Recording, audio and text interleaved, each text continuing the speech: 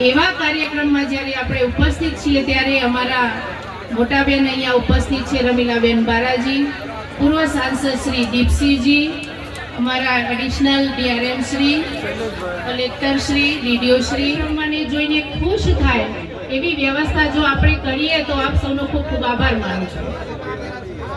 આજે નવી railway line શરૂ થવા જઈ શાંતિથી સાંભળશો તો આપને અને અમને પણ આનંદ આવશે। ખૂબ મહેનત કરી છે રેલવેના અધિકારીશ્રીઓએ, પણ રાત દિવસ એક કરીને મહેનત કરીને કાર્યક્રમ એને લીલી ઝંડી બતાવવાના છે। આપણને સૌને ખબર છે કે વડાપ્રધાન આદરણીય શ્રી મોદી સાહેબ ગુજરાત આવે તો આજે ખૂબ આ મહત્વાકાંક્ષાની જે પ્રોજેક્ટ છે, ખેડબ્રહ્માથી અમદાવાદ જવાની જે મેમો ટ્રેન 482 કરોડનો જે ખર્ચે આજે દેશના વડાપ્રધાન માન્ય નરેન્દ્ર મોદીએ બનાસકાંઠાના જિલ્લામાંથી આપણા કેન્દ્રીય મંત્રી રેલવે અશ્વિની કુમાર અને આપણા ગુજરાતના મુખ્યમંત્રી ભૂપેન્દ્રભાઈ પટેલ અને અનેક ગરિમામયી મહાનુભાવોની ઉપસ્થિતિમાં આજે લીલી ઝંડી આપીને વર્ચ્યુઅલી એમને આશીર્વાદ આપ્યા છે, ત્યારે હું ખૂબ આનંદની લાગણી અનુભવું છું અને ખેડબ્રહ્માની અને સાબરકાંઠાની જનતા વતીથી દેશના વડાપ્રધાનને ખૂબ ખૂબ અભિનંદન આપું છું। અને આપણા માધ્યમથી હું કહેવા માગું છું કે દેશના વડાપ્રધાન જ્યારે વિકસિત ભારતનું મિશન લઈને નીકળે છે ત્યારે ઉત્તર ગુજરાતના દૂર દરાજ ગામડાને અમદાવાદ શહેર સાથે જોડીને એમને એક સંદેશ આપી દીધો છે કે આજે મારું મિશન છે, એ મિશનને મેં શરૂઆત કરી દીધી છે।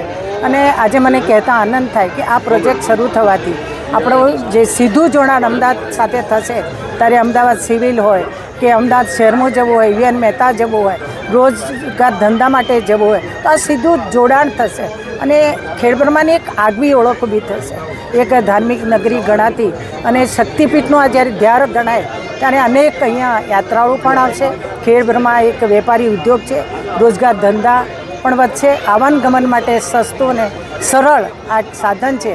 ત્યારે આવો તમારા માધ્યમથી હું ફરીથી દેશના વડાપ્રધાનને ખૂબ ખૂબ ધન્યવાદ આપું છું, અશ્વિની કુમારને પણ ધન્યવાદ આપું છું અને તમારા માધ્યમથી ખેડબ્રહ્મા આવનારા દિવસોમાં બોમ્બે સુધી રેલવે દોડાય। અને અમારી એવી ઈચ્છા છે બંને સાંસદોને કે ઉદયપુર જે હરિદ્વાર બસ આવે, ટ્રેન આવે છે, એ 6 કલાક પડી રહે છે, એટલે અમે આવનારા દિવસોમાં જે હરિદ્વાર હિંમતનગરથી હરિદ્વાર સુધી પણ ટ્રેન મળે એ માટે અમારા બંને સાંસદોના પ્રયત્નો પણ રહેવાના છે। ધન્યવાદ। અમારી વર્ષોની માગણી જે હતી રેલવેની, એ અમારી આજ રોજ અમારી પૂર્ણ થઈ છે। જે સમગ્ર ખેડબ્રહ્મા જનતા, ખેડબ્રહ્મા તાલુકા અને અમારે આદિવાસી વિસ્તારમાં સોનેરી સુવર્ણ તક લઈને આવી છે, જેના લીધે અમારો આર્થિક ધંધો રોજગાર બી ઉન્નતિ આગળ વધશે। મા અંબાનું ધામ અમારું આગળ હજી વધારે પ્રચલિત થશે અને લોકોને ઇઝી મા અંબાના ધામે પ્રગતિ દર્શન કરવા આવી શકશે। અને અમારા તમામ આદિવાસી વિસ્તાર ખેડબ્રહ્મા જનતા બધા દરેક મહાપુરોને અમે હાર્દિક ધન્યવાદ આપીએ છીએ કે અમારી આ માગણી સંતોષી અને એવું છે કે અમારે આગળ અંબાઈ સુધી અમને આગળ ટ્રેનની આગળ વ્યવસ્થા કરી આપે એ અમારી હાર્દિક માગણી છે।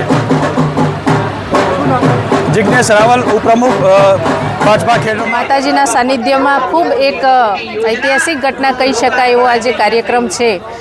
વર્ષોથી જે રાહ જોઈ રહ્યા હતા એ રેલવે ટ્રેનનો આજે વડાપ્રધાન શ્રી નરેન્દ્રભાઈ મોદી સાહેબના હસ્તે એનું ઉદ્ઘાટન અને એક અસારવાથી ખેડબ્રહ્મા અને ખેડબ્રહ્માથી અસારવા મેમો ટ્રેન લીલી ઝંડી બતાવીને જ્યારે પ્રસ્થાન કરવા જઈ રહ્યા છે, ત્યારે ખેડબ્રહ્મા, હિંમતનગર અને સમગ્ર સાબરકાંઠા જિલ્લાની તમામ જનતાને આનો લાભ મળી રહેશે।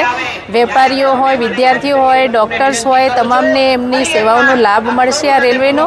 અને રેલવે ચાલુ થવાથી અહીંના લોકો જે અંબાજી માતાના દર્શન કરવા ખેડબ્રહ્મા આવી શકશે આસાનીથી અને દર્શન કરીને પણ પરત જઈ શકે એવી વ્યવસ્થા છે। અને એના માટે આપણે વડાપ્રધાન શ્રી નરેન્દ્રભાઈ મોદી સાહેબનો અને માન્ય રેલ મંત્રી શ્રી અશ્વિની વૈષ્ણવજીનો આભાર માનવો જોઈએ કે આ નવી રેલવે લાઇનથી સમગ્ર સાબરકાંઠા જિલ્લામાં અને ખાસ કરીને ખેડબ્રહ્મામાં જે પછાત એરિયા છે ત્યાં લોકો જોઈને ટ્રેનને ખૂબ જ રાજી થઈને, ઉત્સાહિત થઈને એને વધાવવા માટે આજે ખૂબ મોટી સંખ્યામાં ઉપસ્થિત છે। ત્યારે સૌને પણ આ નવી રેલવે માટે ખૂબ ખૂબ અભિનંદન આપું છું અને સૌનો આભાર વ્યક્ત કરું છું। અને આગળ રહેશે કે જે સર્વે ચાલુ છે ખેડબ્રહ્માથી હડાદ સુધીની લંબાવવાની એની પણ અમે માગણી કરી રહ્યા છીએ અને જો એ સર્વે પૂરું થઈ જશે પછી જો એ જોડાવા માટેની પણ એ બજેટમાં ફાળવણી કરે એના માટેની પણ અમે રજૂઆત કરીશું. Thank you.